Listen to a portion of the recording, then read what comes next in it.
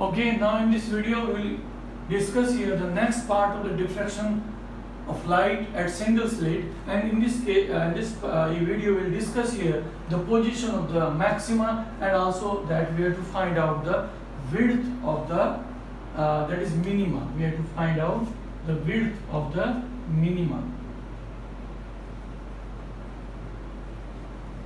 Width of the minima. Okay.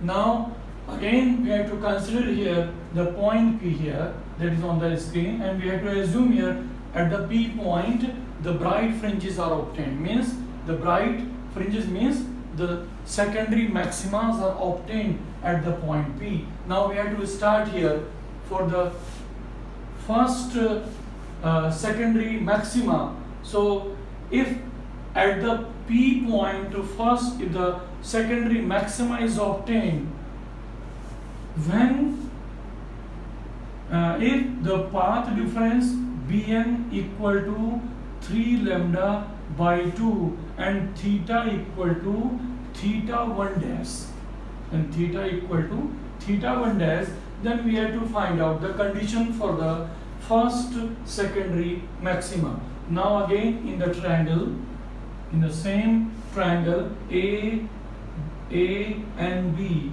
in triangle A and B, it's a right angle triangle, and again we have to find out the value of sine theta in terms of sine theta. So sine theta 1 dash, it is equal to again Bn upon AB.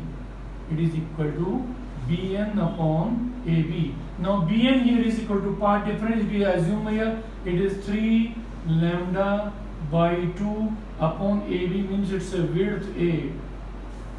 So sine theta 1 dash equal to 3 lambda upon 2A. Now this is the condition of the sine theta 1 dash equal to 3 lambda upon 2A. So this is the condition of the first secondary maxima.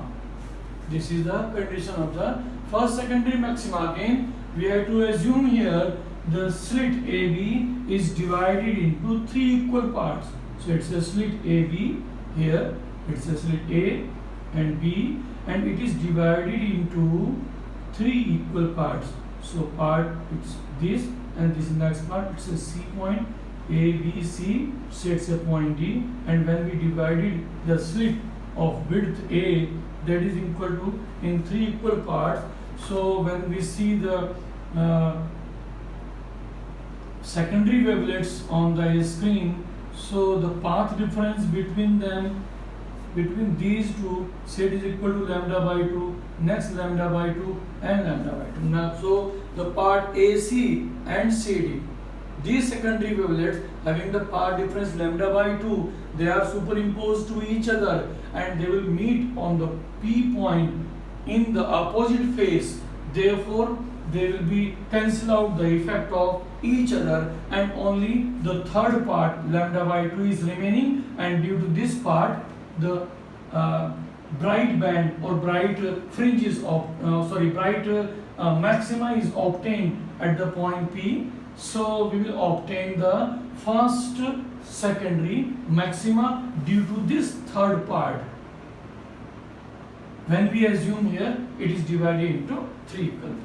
So this is the condition number 1. So next condition is, if we consider here, assume the second situation, and again in the second situation, if we assume here, if the path difference Bn equal to 5 lambda by 2 and theta will be equal to theta 2 dash, then in this situation again in the same triangle the sine theta 2 dash will be equal to again Bn upon AB, and Bn upon AB, that is equal to 5 lambda by 2 upon A, that is equal to sine theta 2 dash, and this is the condition of secondary maxima.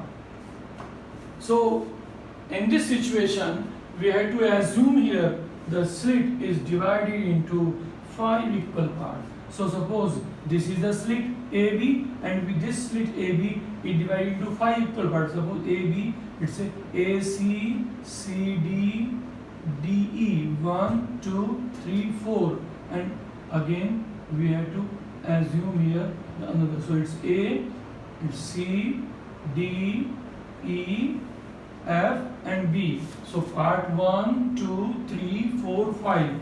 So in this situation, when we see the secondary wavelets, so they will be spreading like this, and each part again having the wavelength lambda by 2, lambda by 2, lambda by 2, lambda by 2, and next lambda by 2. So these two part and next two part, lambda by 2, lambda by 2, these secondary wavelets again they superimpose to each other and cancel out the effect. And due to the fifth part of this slit, only the secondary maxima is obtained on the screen. It means the intensity is reduced, because it is here is the same width is divided into 3 equal parts. Here is the same width is divided into 5 equal parts. So intensity is reduced here. And the last part again we have to assume here. Suppose we have to find out the condition for the nth secondary maxima.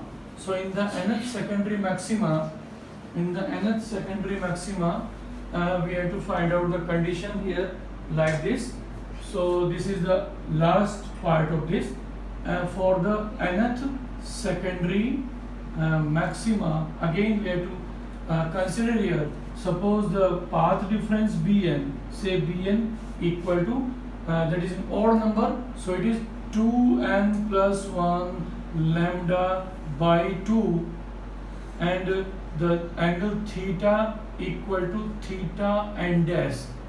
If theta equal to theta and dash, then we have to find out the condition in the same triangle ABN. In triangle ABN, again find out the value of sine theta and dash, that is equal to Bn upon AB, and Bn that is equal to 2n plus 1 lambda by 2, and AB equal to 2a.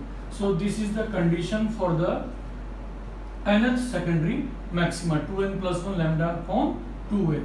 So this is the condition. Say it's a equation number 1. Similarly here, and again we have to find out the value of the tan theta in triangle COP.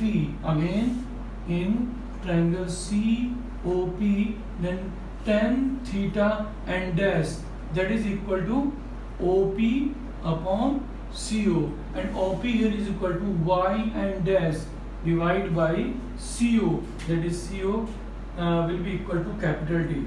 So it is equation number 2.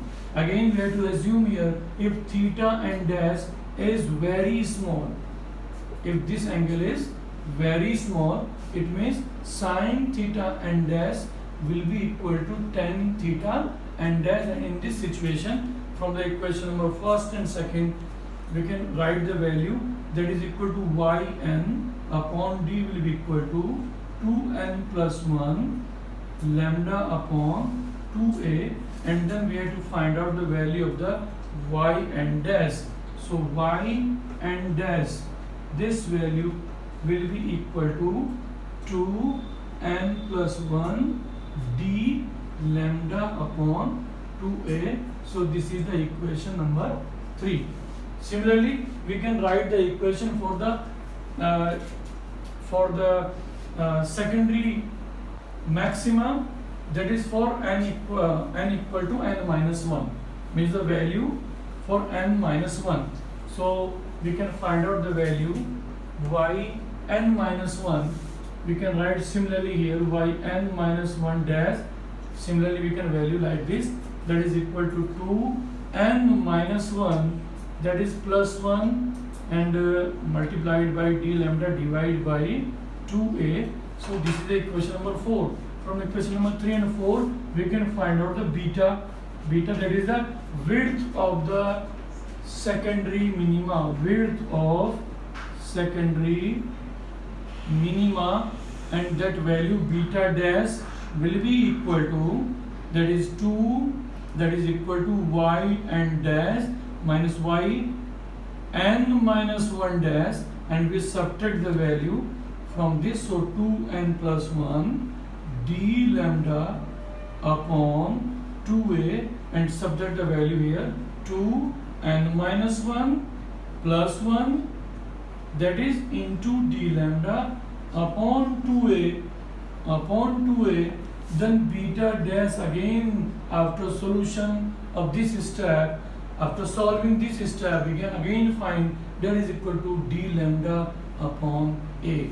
So this is the width of the secondary minima. Again, the width of the secondary minima can be find out the distance between the two consecutive secondary maxima, that is equal to width of the secondary minima. So here is the values are the same, but because the intensities are obtained by the third part, by the fifth part, by the seventh part, by the ninth part, similarly on the screen, so intensity are reducing continuously. So when we draw the diffraction pattern in between the x-axis and y-axis, and that is the center of the screen O, and we have to find out the values.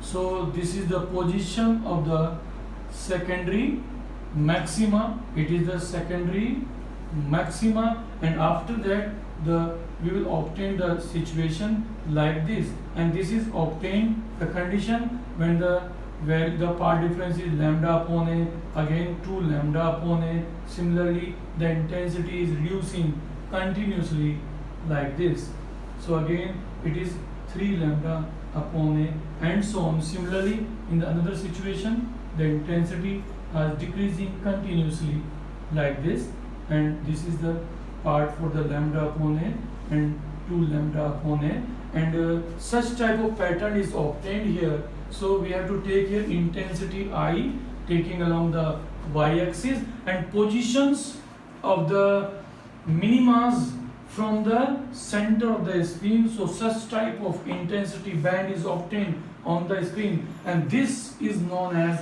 diffraction pattern of light, and this is the very important part of this chapter, and many times it will be asked in the examination. Okay, I hope that you have to remember that whole derivation, that is in two part. First part we have to find out the position of the minima and the width. Similarly in the second part we have to find out position of the maxima and the width of the minima. So in the same article, and this is the important diagram of this article, and in which we have to discuss here in the last what is the diffraction pattern, and the diffraction pattern when we compare with the interference pattern. In the interference pattern intensity remains the same, but in this pattern the intensity is decreasing continuously when we go away from the center of the screen to the other side. So in that situation these wavelets, due to the superimposing of the wavelets, the intensity is reducing continuously, and the light will be spread into that will be flanked into the geometrical shadow in such a way when intensity is reducing continuously. So this is the diffraction pattern. I hope that you have to understand that topic. Thank you very much.